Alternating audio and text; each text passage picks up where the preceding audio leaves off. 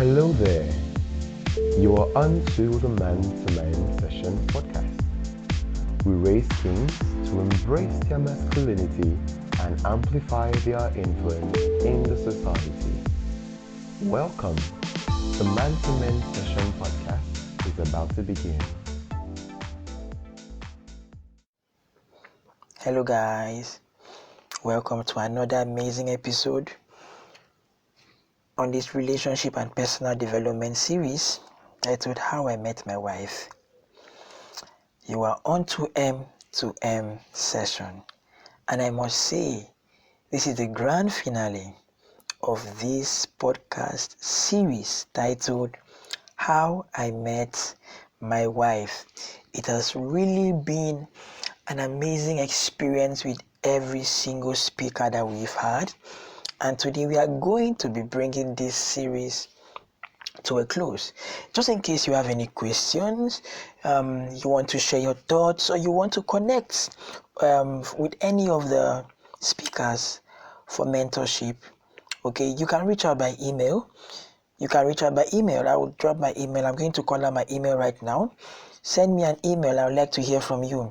Also, share your thoughts with me. What are your thoughts from this podcast series? What have you learned? What questions do you have? How are you going to apply the things that you've learned? Do you need further help? Or do you know someone that needs further help? Okay, my email address is anaiang01@gmail.com. I'm going to spell that.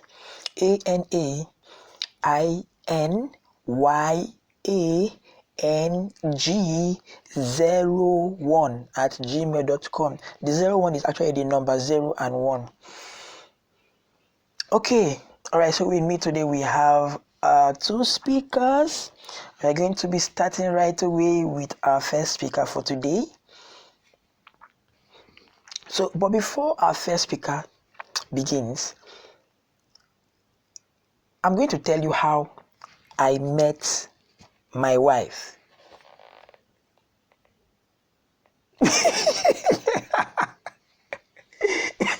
Okay. Okay, I'm sure you must have been thinking, is AI married? When did he get married?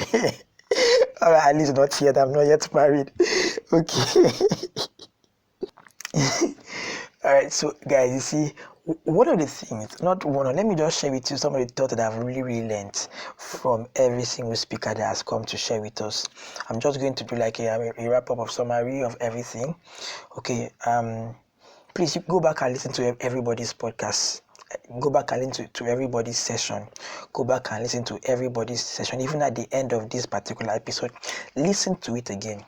Okay, so you see, if you're married or you're planning to get married or you have plans of getting married in the next 5 years, when you eventually enter marriage, one of the things that you should do is that you should understand your wife's temperament, understand her weaknesses, and understand her strengths, and do your best to complement her weaknesses. Okay, don't make her feel bad or incompetent. Praise her and encourage her, and ensure that you help her strengthen her strengths. So don't pay so much attention on her weaknesses. And also, when your children come in, while they are growing up, pay attention to them and study them carefully. Understand their temperament as well. Allow them make their own mistakes, but guide them through it and ensure that you have a plan to help them bounce back on the right track whenever they derail. Okay, because you see, each child is unique and different, and you cannot raise all your children the same way, and neither should you try to raise your children the way that your parents raised you. Because you see, one of the things that our parents try to do for us is that they try to raise us the way that our parents tried to raise us the way that their parents raised them. You shouldn't try to raise your children that way. Okay, and now, as long as they are different and you give them different names, you need to know that your children have different identities, and they also have different peculiarities. Strokes of cane might work for one person, yelling might work for another, kneeling might work for another person, Probably being grounded might also work for another person, and maybe seizing phone might work for another child as well. Don't use the same discipline. You get punishment might work for some. Punishment may not even work for everybody. Don't use the same way you're raising up one child for another. Treat each kid according to his or her peculiarities. Okay, so right about now we are going to be hearing from our first speaker. We have with us Mr. Funbuhwhe Jonah. Alright, sir, thank you very much. Thank you for once again being on M2M session. So the first question goes to you, and I'd like to ask, how did you meet your wife, and how did you know she was going to be the one? Uh, okay. I I think I first came in contact with my wife on Facebook. Um, I first came in contact with her wisdom. You know, came in contact with her wisdom first, and she was different from every other girl I've met. She was wise, too wise for her age. She was smarter, and it was it stuck. She stuck on me like glue. And then she launched her book, and so I ordered for her book, and I requested that she delivered it personally because I wanted to interview her as well. Yeah, because at that time, I think at that time I was running a show on a radio station, so I wanted her to be on my show. Yeah, so I asked for her to deliver it herself. And so she obliged me. She did. And that was how we met for the first time. And after speaking to her for the first time, I just knew there was this peace. There was this peace like, you have found the one. This is it.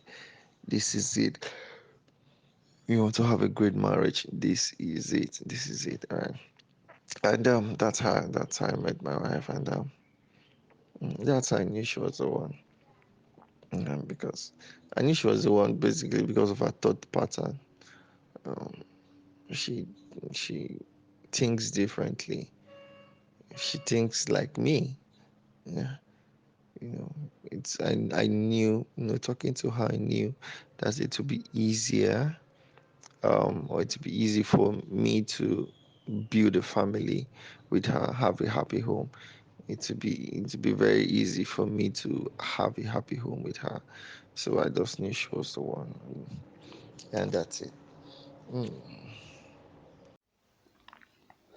Wow, you knew ahead of time that it would be easier to build a home with her. That's nice. Alright, sir. Second question. Some young men believe it is in a man's nature to be polygamous. Hence, you find them jumping from one girl to the other in an attempt to explore before settling down. What do you have to say about this? No, I'm not in that school of thought. I'm not in that school of thought at all.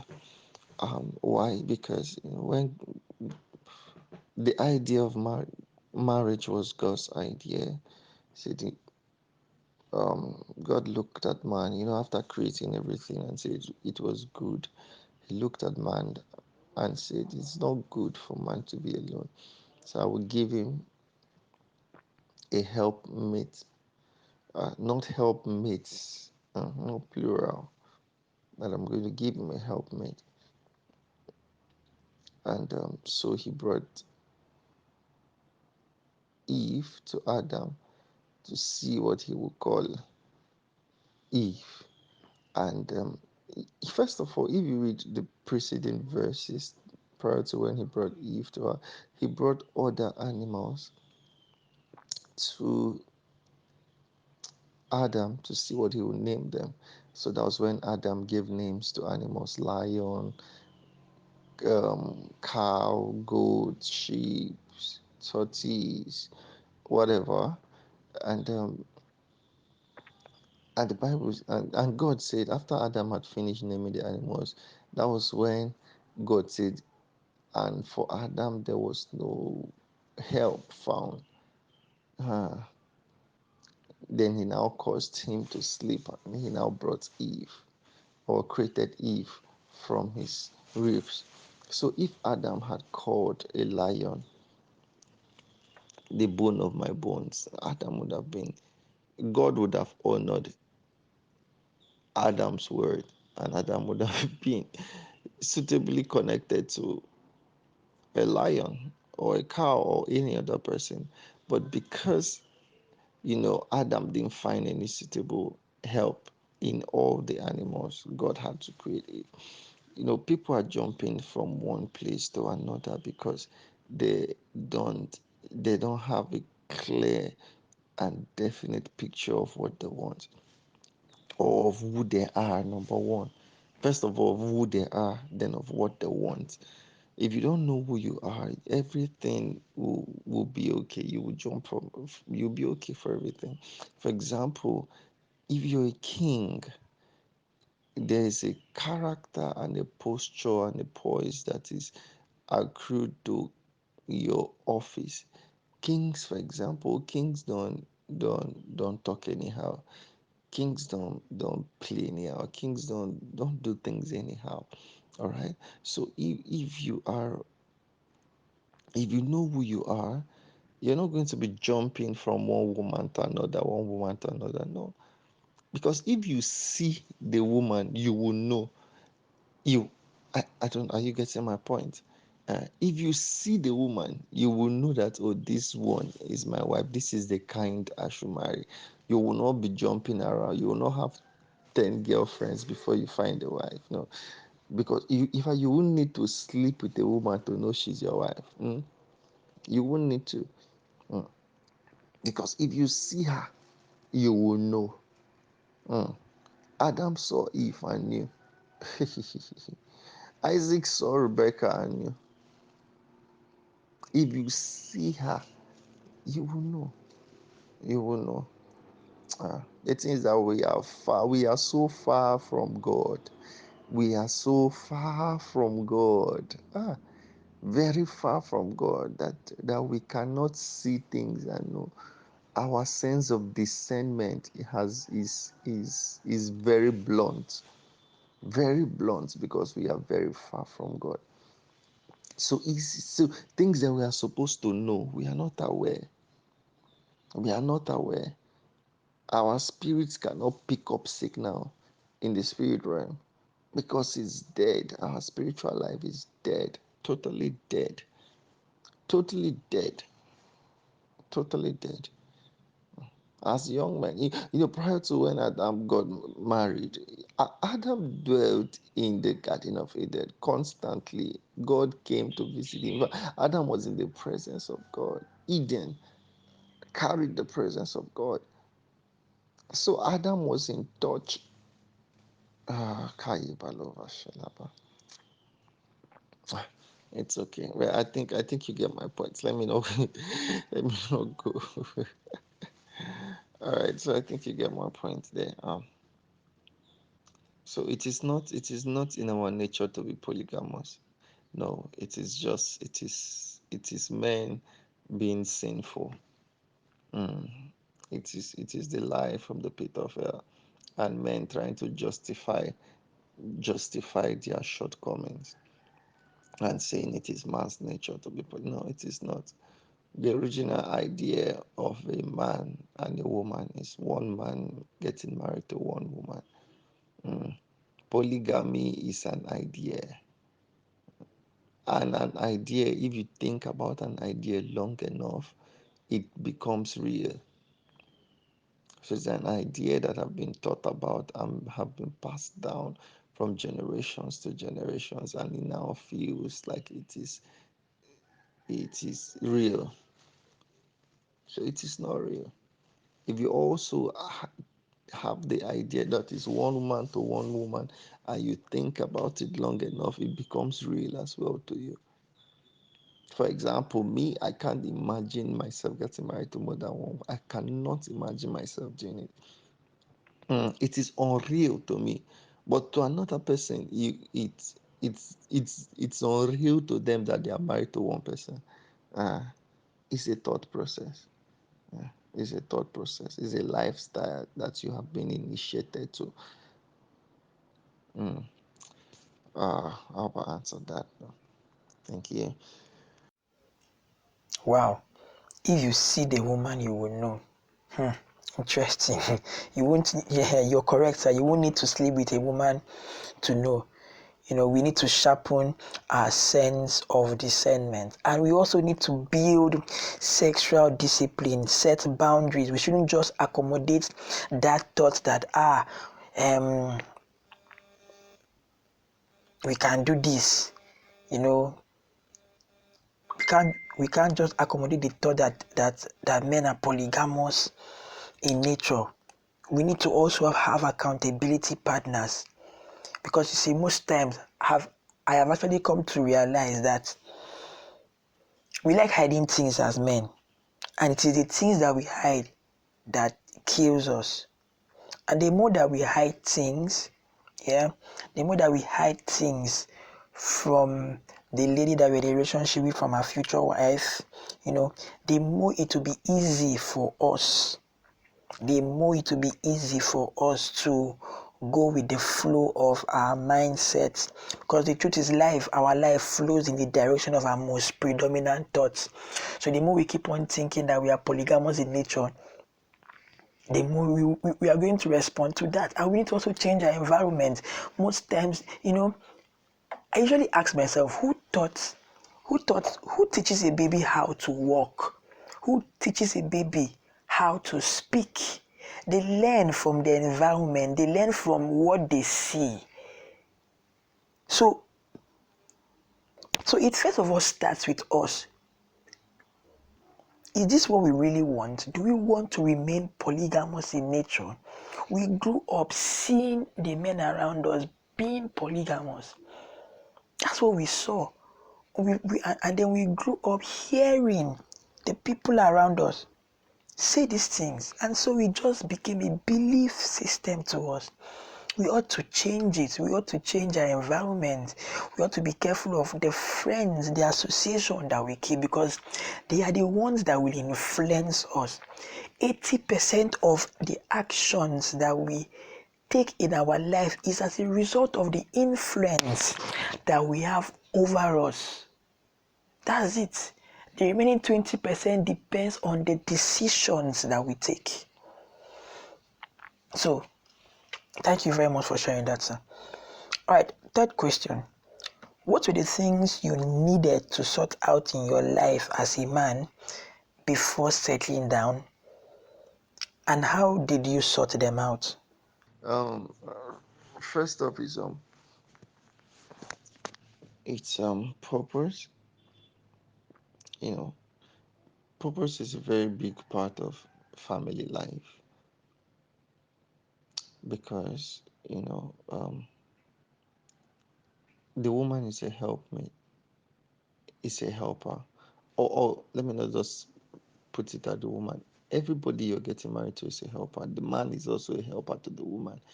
Uh, so the woman is a helper to the man, but what are they coming to help you do?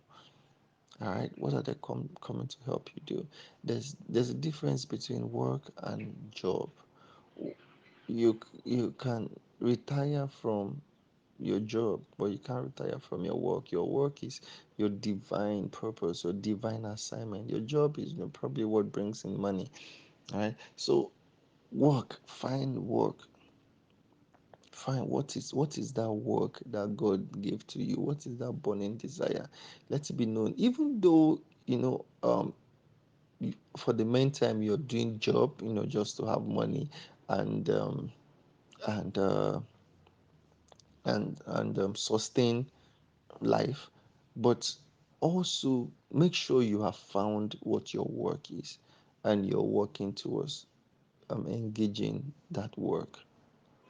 so that as you're getting married, you're also informing your wife is aware that okay, this is what I will be doing with my life, so that if she's up for it, okay, it's fine. Because you see, people have gotten married, and all of a sudden the man will say, "Oh, ah, I've been called to do ministry," so he would just resign from a banker that he was, or from a doctor, or from something, and say, I'm going to do ministry. And you take your family to Zamfara. The woman did not sign up for that. Hmm. No, if you had found out earlier that you're called into ministry, she would have made up her mind. It would have been easier if I want to marry a pastor or not. You understand? So you cannot do a sudden change in purpose in your life. You now have family. You cannot just change like that. It's deceit. In fact, to an extent, it's deceit. It's based on deceit. Because she married a doctor, and after 2 years, you cannot tell her that it's pastor now people want to do. You cannot force mama to be. You cannot force her to be a pastor's wife, because pastor's wife in itself is a calling. Uh, to be a pastor's wife, it's not everybody that can be a pastor's wife. It's not everybody. Uh, you need grace. It's an office.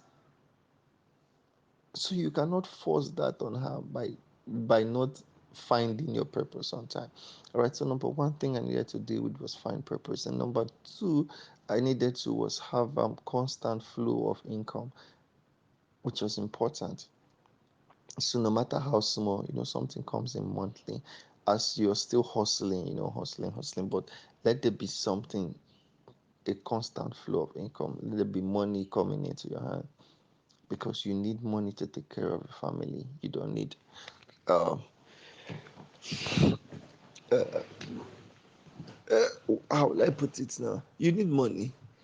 Yeah, you need money, no matter how small, but let there be money coming in. So number one, purpose, and number two, make sure money is coming in. Money is coming in into your life. What else would I need to sort out? Yeah, basically, I think for me, those are like the two most important things. Money, money, and and a purpose. And make sure your heart is right with God too, so that you can see the right person. I know I'd said this thing earlier. If your heart is right with God, it will be easy for you to pick up signals on who to marry, on who you're getting married to. It will be very easy to pick up signals. So yeah, your heart needs to be right with God. You need to find purpose, and money should be coming in. All right. Wow. Two things I picked from what you shared, sir. Number one, purpose discovery precedes spouse discovery. And number two, sort out your finance before you set out for romance. Amazing. Thank you very much, sir. Okay, sir. The fourth question.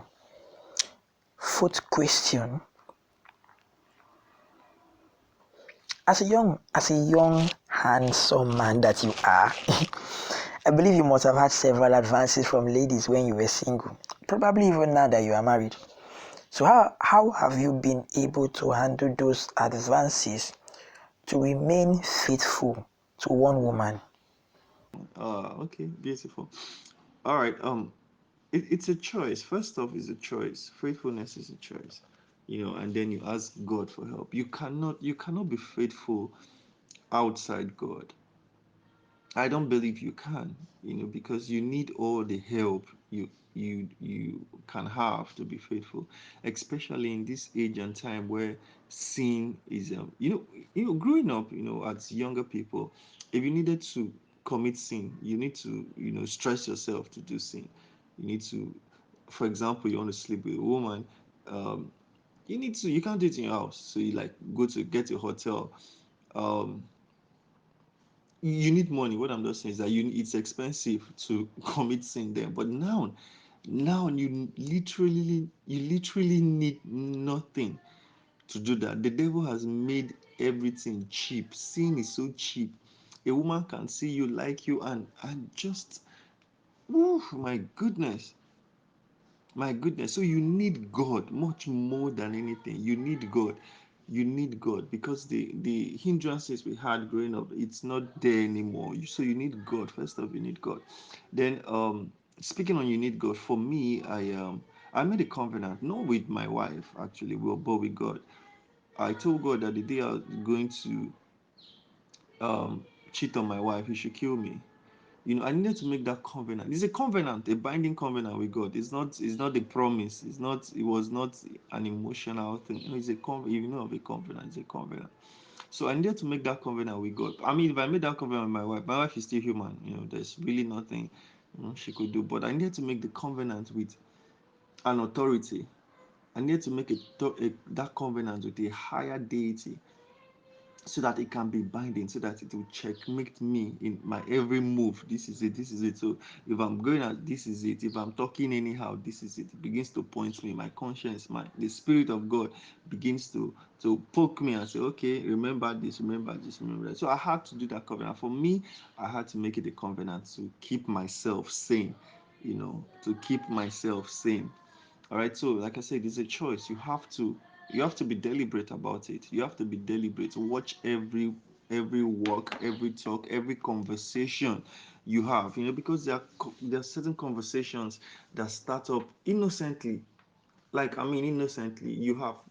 There are people that admire you, because of what you do, because of who you are. They just admire you, and they start up a conversation with you. Innocent conversation. And before you know it, the conversation is gradually tilting towards a different direction. It is wisdom. My pastor will say it is wisdom to understand difference.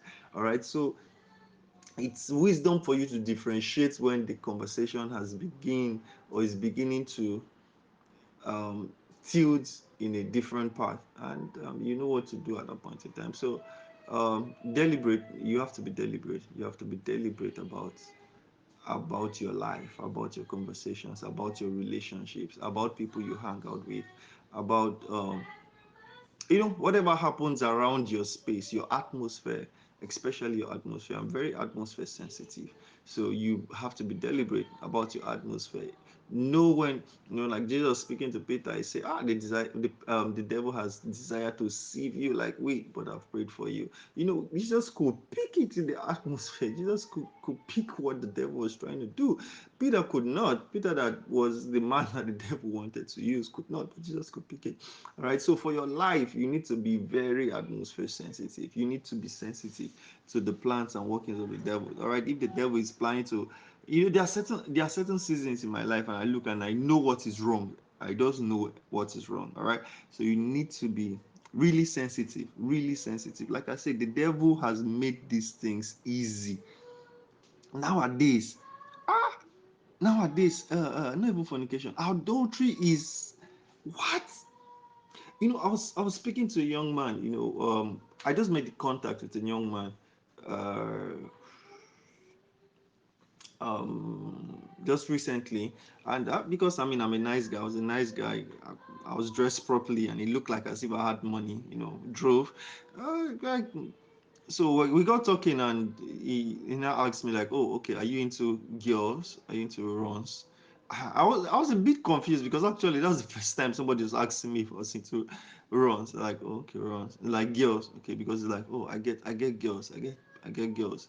If you want, I will control girls. I was shocked to my bones. I just had to tell him that, oh no, man, I'm a pastor. He too, he was shocked, because oh wow, this fine sweet boy, a pastor. I tell him, man, I was a pastor, and okay, so I ended up inviting him to church. So hopefully, I'll drag him to church on Sunday, because I think I made quite an impression on him too. And so what I'm trying to say, like, that's how easy it is. Like, somebody could just come and offer me that kind of thing on, like, off. Oh wow, my goodness. Ooh, Jesus. And I mean, I would have taken. He didn't know me from anywhere, so I could have said yes. Oh, why not? Make the deal, and just Well, why complicate your life for nothing? Why complicate your life for nothing? So, well, my point is, you see how easy it is. How easy the devil has made these things. How easy. Things we used to dread then, like adultery. Oh, you sleep with another man's wife. You sleep with another man's husband. Hey, madness. But now, it feels like it's common. It feels like it's nothing. That's the idea of the devil. That's the agenda of the devil. So you need to fight it by all means. Fight it by all means. Be deliberate, and you need God. You need God. You need God. You need the wisdom of God. You need the strength of God. Strength of heart. Strength of character. Strength of character. Strength of heart. Wisdom to navigate your way in this life. All right. So that's it for me. That's how I maintain sanity for myself and for my family. Wow. Wow. Hmm. That's really, really accurate. That's really accurate. I like the part where you say that we should be deliberate about the actions. So guys, you've heard it. Please, concerning this matter, don't entertain, you see, those thoughts of um you are a fine man, so you can ladies are crushing on you, your head is, don't entertain it. Even the advances that you receive from those ladies, don't entertain it here.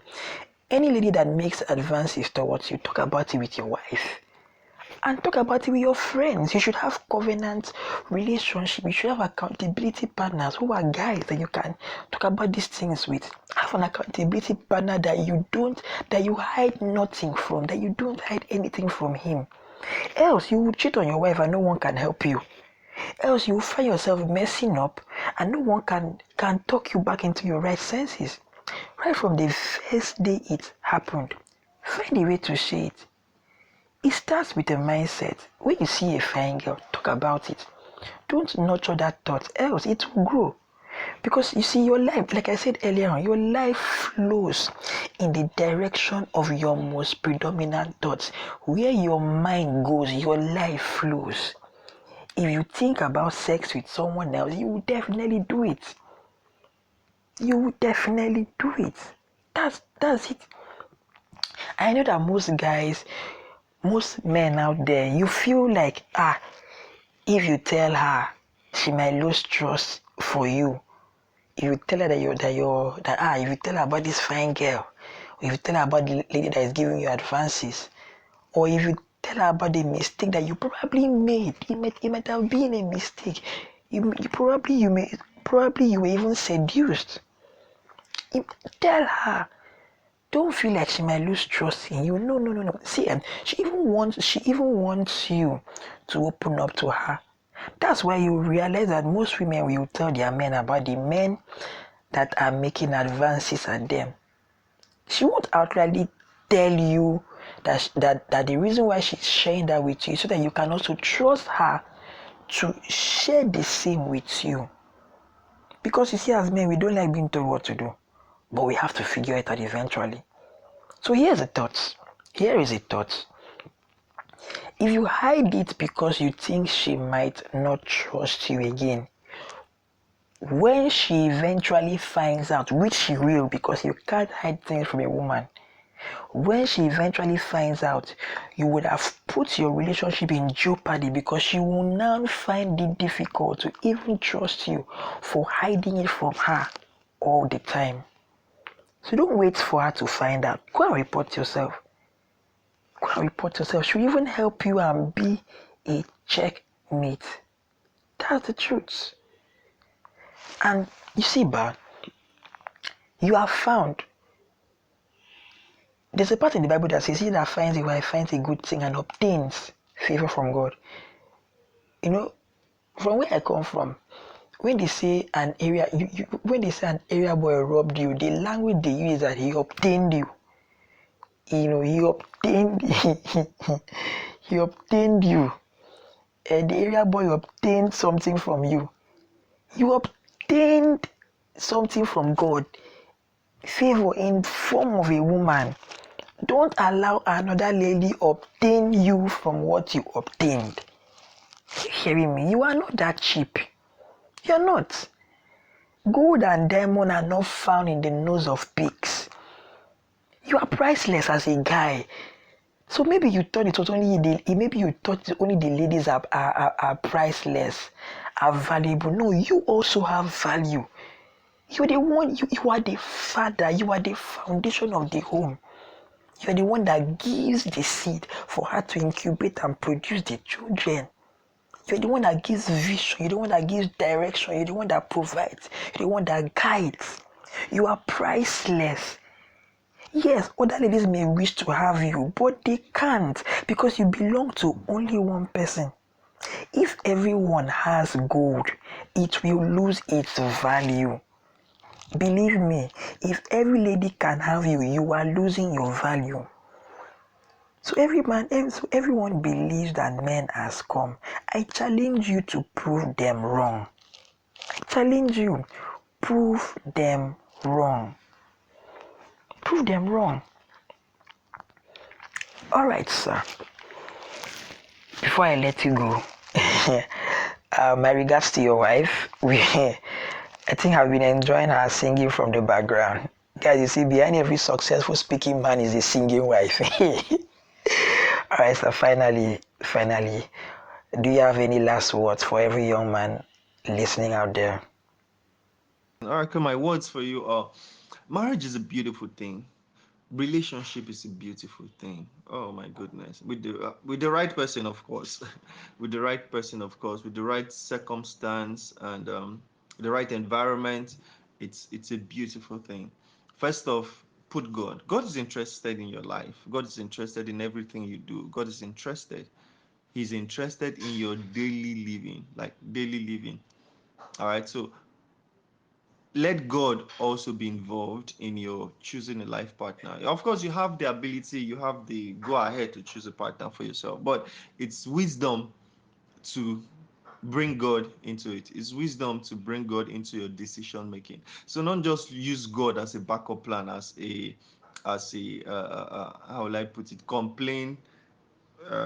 What will I put now?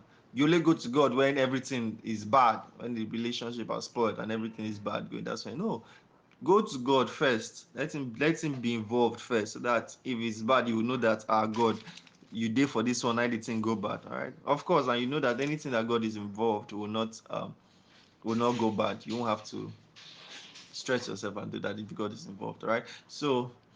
Um that's it. So put God first, then go for wisdom. It's important that you go for wisdom. It's important that you go for wisdom. It's important that you go for wisdom as a young man. Go for wisdom. We learn work before we start work, right? You need to learn work before you start work. But how come most of us are getting into relationships before we actually learn what relationship is? You want to learn on the job. How many doctors learn on the job? Yeah, of course, there are certain things you learn on the job. There are certain things they can't teach you. There are certain things you just know by virtue of experience. All right, but you cannot rely on wait.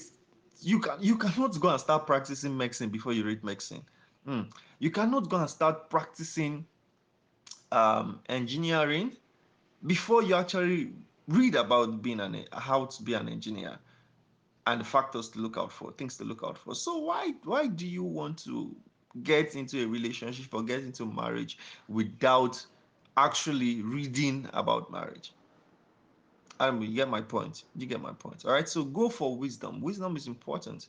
Go for wisdom, get knowledge, get understanding.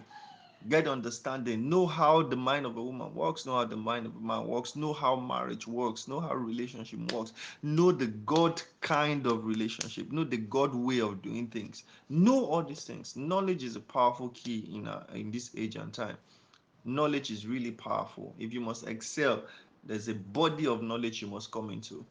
If you must have certain experiences in your relationship, if you must have certain experiences in your marriage, there is a body of knowledge you must have. You must have. The Bible says you will know the truth and the truth will set you free. There's a knowledge of the truth that gives freedom. So it's not deliverance. It's not everything that is by power. Some things are by knowledge. It's not everything that is by power. Deliver, oh Lord, oh Lord. No, some things you must know. You must know. All right. So that's it for me. I love you guys. Thank you for having me on the show. I celebrate you. Great work you're doing. Great work you're doing. Thank you so much. Just see you next time. Bye bye. All right, Mr. Funbuhwhe Jonah, thank you very much. Thank you for your time on M2M session. Thank you so much, sir. All right, guys. Before we have our second speaker up here with us, we will be going on a short break right now.